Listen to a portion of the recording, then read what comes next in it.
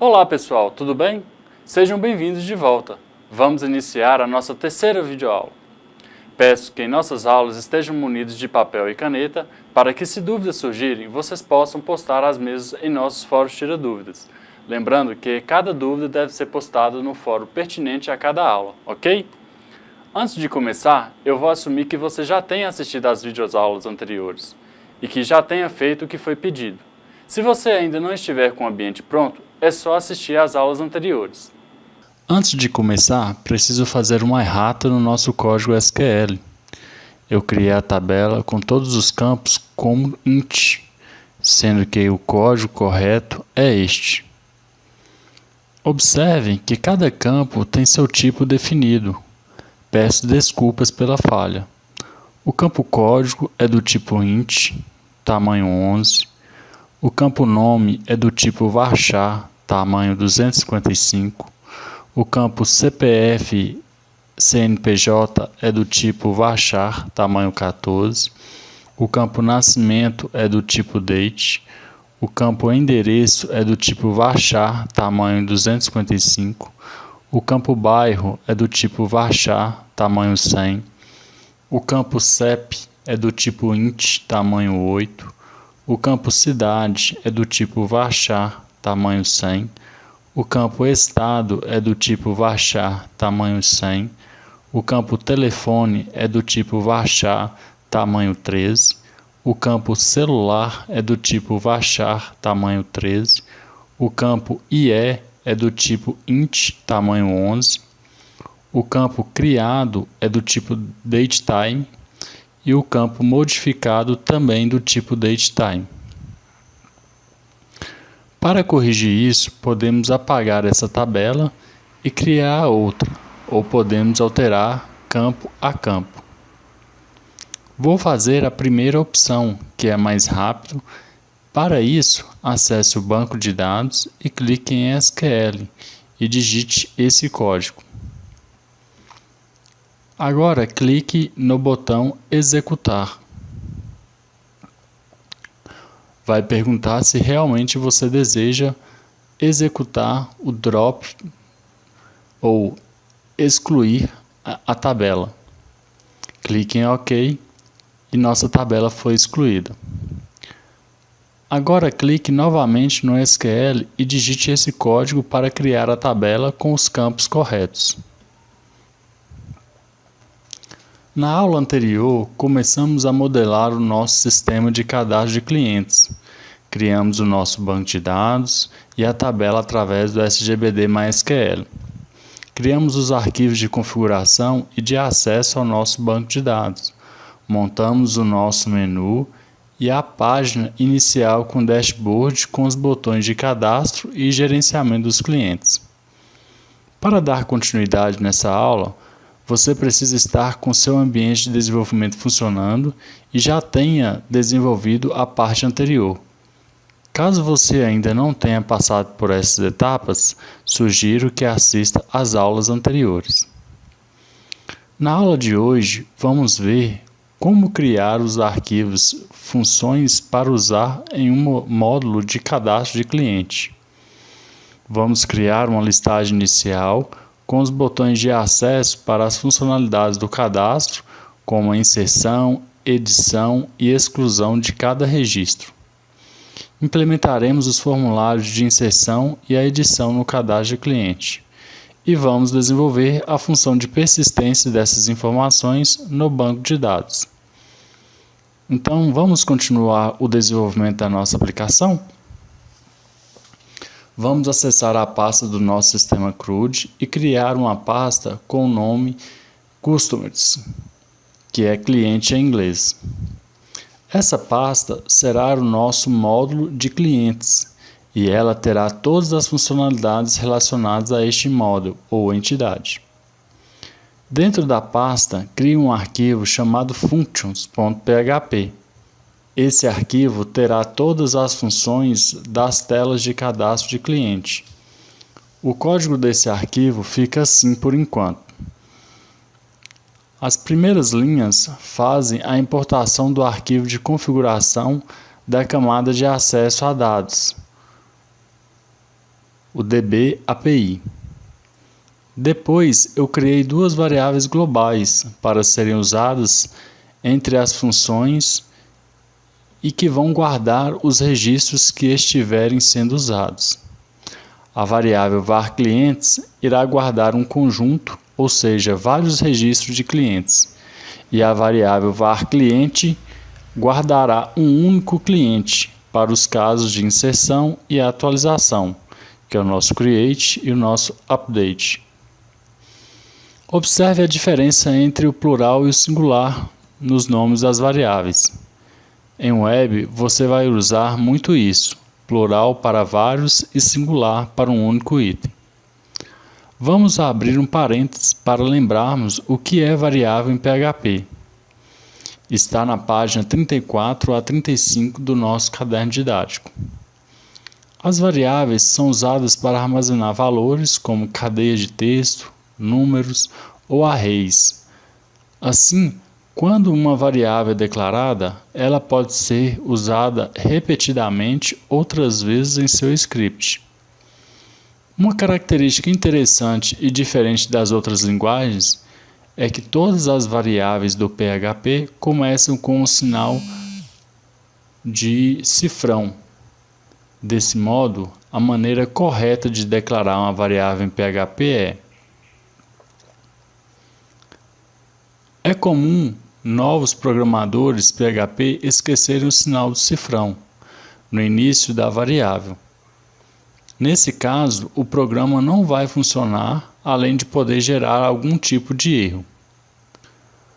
Continuando, vamos ilustrar o processo de utilização de variáveis, criando uma variável contendo um string e uma variável contendo um número.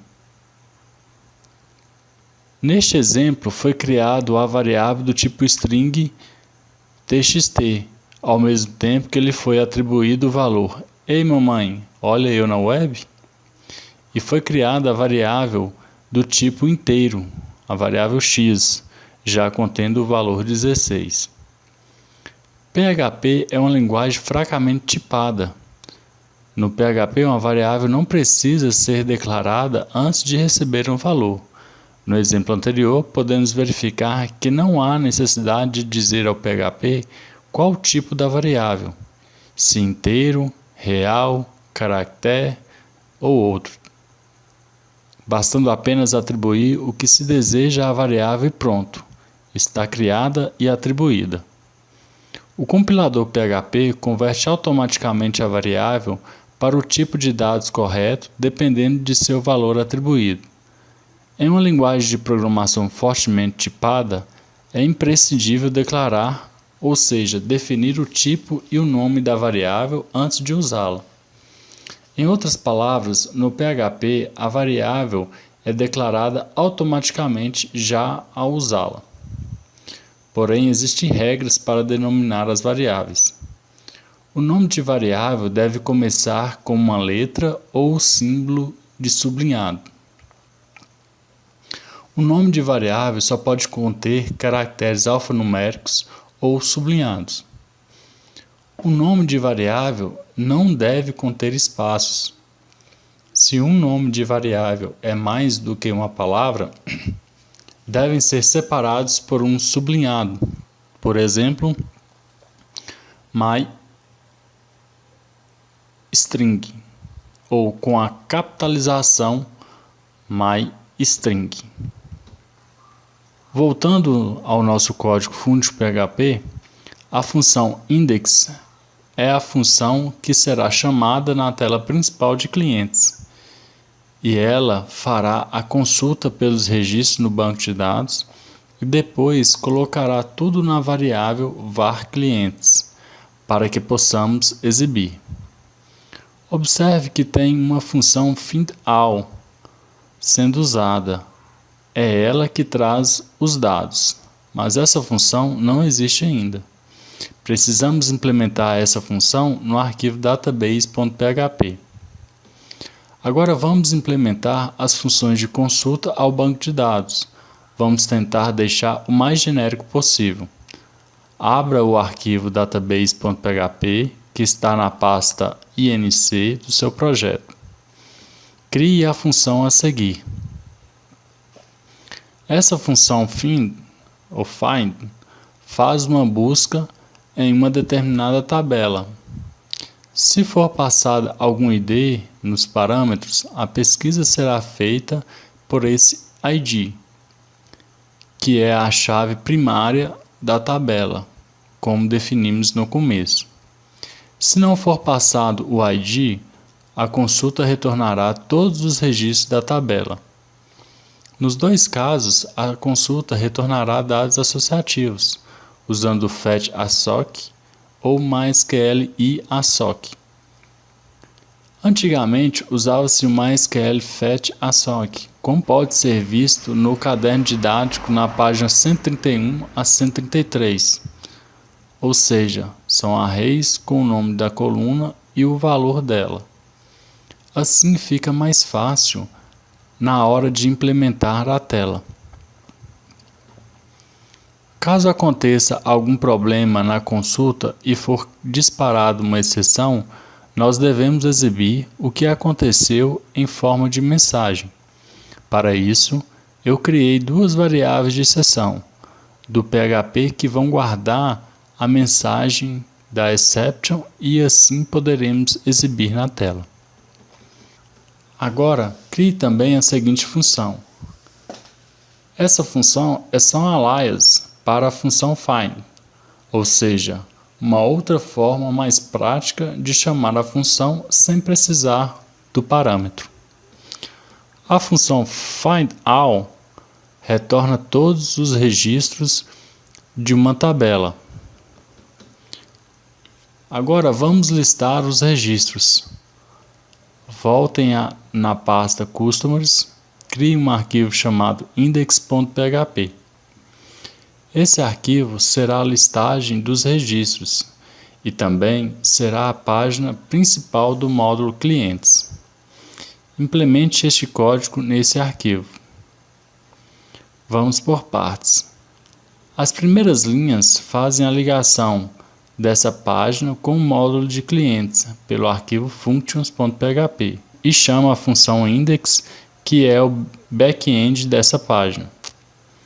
Depois coloquei um include para trazer o template de reader da página, com todos os CSS e meta tags necessários. Assim, não precisamos reescrever essa parte. A partir da linha 8, começamos a marcação da listagem, apenas com um topo simples e algumas opções. Na linha 20, você pode ver a verificação de mensagem de sessão. Isso serve para exibir alguma notificação que tenha sido definida no back-end, como mensagem de erro ou de sucesso, por exemplo. Depois, você pode ver a tabela de registros. Dentro dela tem um loop, usando o forAsh. forAsh é um loop que é usado para percorrer matrizes. Esta estrutura permite varrer matrizes sem que se saiba antecipadamente o seu tamanho ou dimensão. Esta é a sintaxe do loop forAsh. Para cada repetição, o valor do elemento da matriz atual é atribuído à variável valor e o ponteiro do array é acrescentado de um elemento. Para a próxima iteração do laço, você estará olhando para o valor do elemento seguinte da matriz. Então, voltando ao nosso código, o forAsh vai pegar cada registro da variável clientes e criar uma linha nessa tabela e exibir os dados. Como usamos os dados de forma associativa, lá na camada de acesso de dados, é possível obter esses dados pelo nome das colunas. Isso é um padrão em vários frameworks. Também é possível criar objetos dessa forma. A linha 50 mostra como você pode criar links para operações nos registros da tabela. Basta passar a chave primária como parâmetro e a função no back-end do arquivo functions.php deve ler e usar esse parâmetro. E no final coloquei o template de footer para fechar a página. Vamos adicionar alguns registros no nosso banco de dados via SQL para testarmos o que acabamos de desenvolver, já que ainda não desenvolvemos a tela de inserção. Startem o seu servidor local e abram o phpMyAdmin. Clique ou expanda o seu banco de dados e clique na tabela Clientes. Agora clique na opção SQL e digite a seguinte marcação. Pronto, inserimos manualmente alguns dados na nossa tabela. Agora abra o seu navegador e acesse o sistema. Depois clique no botão Cliente e sua tela deve ficar assim por enquanto. Agora vamos criar o formulário para cadastrar, editar e atualizar o cliente. Primeiro vamos implementar a função add no nosso arquivo functions.php, que está na pasta Customers. Essa função irá salvar os dados digitados no formulário na nossa tabela cliente do banco de dados. Então abra o arquivo functions.php que está dentro da pasta Customers e adicione esta marcação logo após o término da função index. Vamos entender este código. Na linha 17 a 19, fizemos um bloco de comentários. Como vimos na videoaula anterior, na linha 20, criamos a função add. Na linha 22, utilizamos uma condicional para verificar se os dados do formulário não são vazios. Isto é feito através da palavra empty, que significa vazio, e utilizamos a exclamação para negar. Utilizamos a variável de ambiente post para recuperar os dados do formulário. Na linha 24, é criada uma variável com o nome today, que receberá a data, hora atual. Na linha 26, é criada uma variável para receber todos os dados do formulário. Na linha 27, os campos modificados e criados recebem o mesmo valor da variável today. Na linha 30, chamamos a função save do arquivo database.php, que está na pasta inc, e passa como parâmetros para essa função o nome da tabela e a variável do cliente. Na linha 30 é feito um direcionamento para a página index.php da pasta Customers. Agora vamos criar um arquivo chamado add.php dentro da pasta Customers. Nesse arquivo, vamos criar o formulário de cadastro do cliente. Para melhor compreender a manipulação de formulário, estudem as páginas 105 a 115 do nosso caderno didático. Então, vamos entender um pouco este código. Na linha 2, nós inserimos o arquivo functions.php. Na linha 3, nós chamamos a função add do nosso arquivo functions.php. Na linha 4, nós incluímos o nosso cabeçalho.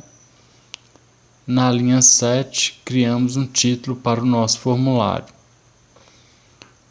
Na linha 9, começa o nosso formulário propriamente dito. Observe que usamos o método post para coletar os dados do formulário quando clicamos em salvar. Aqui podemos utilizar dois métodos distintos, o get ou o post. Mas qual devo realmente utilizar? Isso vai depender do que preciso passar pelo formulário. A informação enviada num formulário com o método GET é visível para todos. pois estes dados serão exibidos na barra de endereço do navegador e tem limites para a quantidade de informações a enviar. Quando o usuário clica no botão Enviar, a URL enviada para o servidor poderia ser algo parecido com isto. Este método não deve ser usado quando o envio de senhas ou informações sigilosas. O método GET não é adequado para valores de variáveis muito grandes. Não devem ser usados com variáveis superior a 2.000 caracteres. Se for utilizar o método GET para passar as informações, devemos receber esses dados através da supervariável GET mais o valor. Já a informação enviada no formulário com o método POST é invisível para os outros e não tem limites para a quantidade de informação a enviar. No entanto, por padrão, existe um tamanho máximo de 8 MB para o método POST e que pode ser alterado pela configuração de PostMaxSize no arquivo php.ini. Quando o usuário clica no botão Enviar, o URL será parecido com este. Note que neste URL, diferente do exemplo apresentado na variável GET, as variáveis e seus respectivos conteúdos não aparecem na linha de endereço. O arquivo add.php agora pode usar a função POST para coletar dados do formulário. Os nomes dos campos do formulário serão automaticamente as chaves do array do POST. Bem, voltando ao nosso código do formulário, as linhas 12 a 77 são criados os nomes e os campos do formulário. Nas linhas 79 a 84 é criados os botões para salvar ou cancelar os dados do formulário. Caso clique no botão salvar, o formulário é submetido através do Submit. Caso o clique em cancelar, a página index.php é chamada. E por fim, fechamos com a inclusão do rodapé. Agora precisamos alterar o nosso arquivo database.php e implementar a função save, que vimos na linha 29 do arquivo functions.php. Essa função irá inserir os dados no banco de dados, ou seja, criar a função de persistência com o banco de dados. Portanto, insira este código no final do arquivo database.php. Agora vamos entender o código. Na linha 68, criamos a função save e recebe dois parâmetros, as variáveis table e data. Estas variáveis são a que passamos na linha 29 do arquivo functions.php da pasta customers, que é o nome da tabela e os dados do formulário respectivamente. Na linha 70, abrimos a conexão com o banco de dados. Na linha 75, criamos um laço para atribuir os dados do formulário para a variável key. Na linha 84, é feita a inserção dos dados no nosso banco de dados através da instrução insert_into. Estudem a página 121 do caderno didático para melhor compreender este comando SQL. Nas linhas 86 a 96 é criado um try-catch para verificar se há algum erro ou não e exibir a mensagem correspondente. Na linha 87 é usada a função char para executar a instrução do insert_into.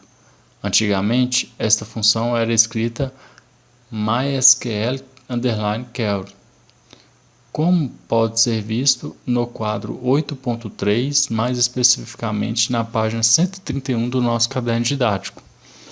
Porém, com a nova versão do MySQL, basta escrever a palavra query para executar a instrução passada como parâmetro. Na linha 98, encerramos a conexão com o banco de dados. Então agora vamos testar e verificar se o nosso formulário está realmente funcionando?